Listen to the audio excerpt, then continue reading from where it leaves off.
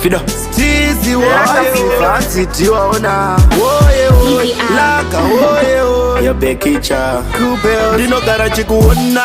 uchipura neparotapa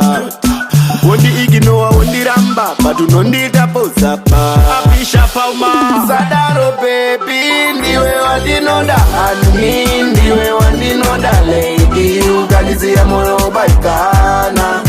Sadaro baby ndiwe wandinoda Ani ndiwe wandinoda lady Ugalizia moyo baikana Ndosisiya wakakombwa nemajainzi kumaraini kwako vanoti hauperi Kana ndikatadza kukuona terera tari nini handirari Ndokuda nemoyo wese sezvinoitwa buyanga mbare Pakati peusiku ndichapinza nhare Ndokuimbira baby ya Mr. Mbare Ndokuyendera pasi pemvura samasira Sadaro baby ndiwe wandinoda Ani ndiwe wandinoda lady Ugalizia moyo baikana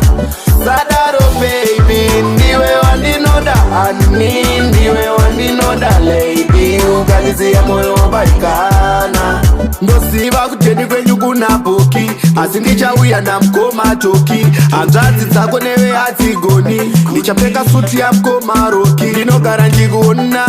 Uchipura nevarotapa Wondi ignoa wondi ramba Unondita pozapa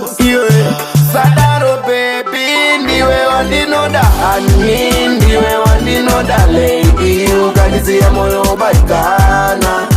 Sadaro baby ndiwe wandinoda Ani ndiwe wandinoda lady Ugalizia moyo baikana Ndosisiya wakakombwa nemajainzi kumaraini kwako vanoti hauperi Kana ndikatadza kukuona terera tari nini handirari Ndokuda nemoyo wese sezvinoitwa buyanga mbare Pakati peusiku ndichapinza nhare Ndokuimbira baby ya Mr. Mbare Ndokuyendera pasi pemvura samasina Sadaro baby ndiwe wandinoda Ani ndiwe wandinoda lady Ugalizia moyo baikana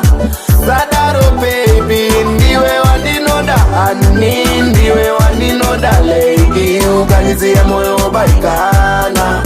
Sadaro baby ndiwe wandinoda Ani